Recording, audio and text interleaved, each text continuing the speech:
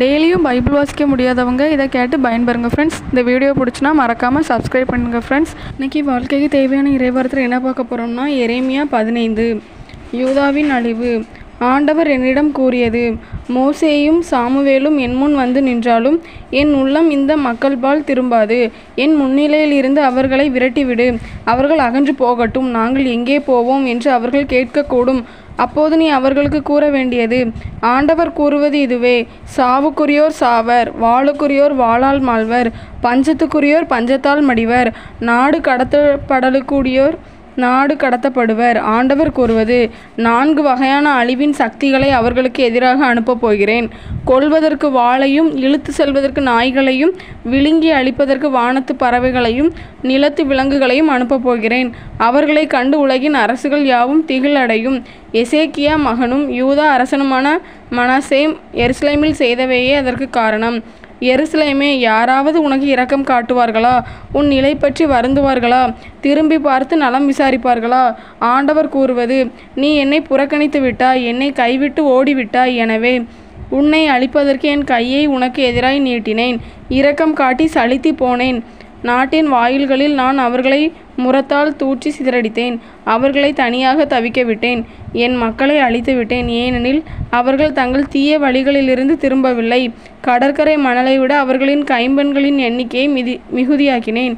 இளைஞர்களின் அன்னையருக்கு எதிராக கொலைஞனை பட்டப்பகலில் கூட்டி வந்தேன். திடீரென அவள் துயரும் திகிலும் அடைய செய்தேன்.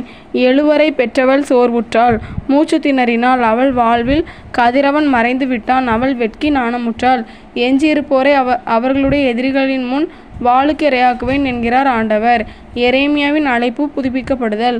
நாடெங்கும் சண்டை சச்சரவுக்கு காரணமான என்னை பெற்றெடுத்த என் தாயே, எனக்கு ஐயோ கேடு.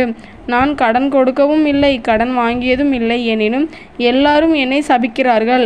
ஆண்டவரே, நான் உமக்கு நன்கு பணி செய்யாதிருந்தால், எதிரிகள் இடையூறும் துன்பமும் அடைந்த நேரத்தில் நான் அவர்களுக்காக உம்மிடம் மன்றாடாதிருந்தால், அவர்களின் சாபத்திற்கு நான் ஆளாகட்டும். வடக்கிலிருந்து வந்த இரும்பையும் வெண்கலத்தையும் யாரால் உடைக்க முடியும்? நாடெங்கும் செய்யப்படும் அனைத்து பாவங்களுக்கும் ஈடாக உன் செல்வங்களையும் கருவூலங்களையும் இலவச கொள்ளை பொருட்களையும் ஆக்குவேன். முன்பின் தெரியாத ஒரு நாட்டில் எதிரிகளுக்கு உங்களை அடிபணிய செய்வேன். ஏனெனில் என்னில் கோபக்கனல் மூண்டுள்ளது. அது உங்களுக்கு எதிராக கொழுந்துவிட்டு எரியும். ஆண்டவரே, உமக்கு எல்லாம் தெரியும். நீர் என்னை அறிவீர். என்னை நினைவு கூறும். எனக்கு உதவியருளும். என்னை துன்புறுத்துவோரை என் பொருட்டு பழிவாங்கும். நீர் பொறுமையுள்ளவர். என்னை தள்ளிவிடாதேயும்.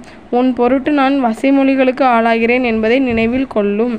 நான் உம் சொற்களை கண்டடைந்தேன், அவற்றை உட்கொண்டேன். உம் சொற்கள் எனக்கு மகிழ்ச்சி தந்தன, என் உள்ளத்திற்கு உவகை அளித்தன. ஏனெனில் படைகளின் ஆண்டவரே, உம் பெயரே எனக்கு வழங்கலாயிற்று. களியாட்ட கூட்டங்களில் அமர்ந்து நான் மகிழ்ச்சி கொண்டாடவில்லை. உம் கை என்மேல் இருந்ததால் நான் தனியாக இருந்தேன். சினத்தால் நீர் என்னை நிரப்பி இருந்தீர். எனக்கு ஏன் தீராத வேதனை, குணமாக கொடிய காயம்? நீர் எனக்கு காணல் நீரென ஏமாற்று ஓடையென ஆகிவிட்டீரோ? எனவே ஆண்டவர் கூறுவது இதுவே, நீ திரும்பி வந்தால் நான் உன்னை முன்னைய நிலைக்கு கொண்டு வருவேன். என் முன் வந்து நிற்பாய். பயனில நீக்கி பயனுள்ள பேசின்.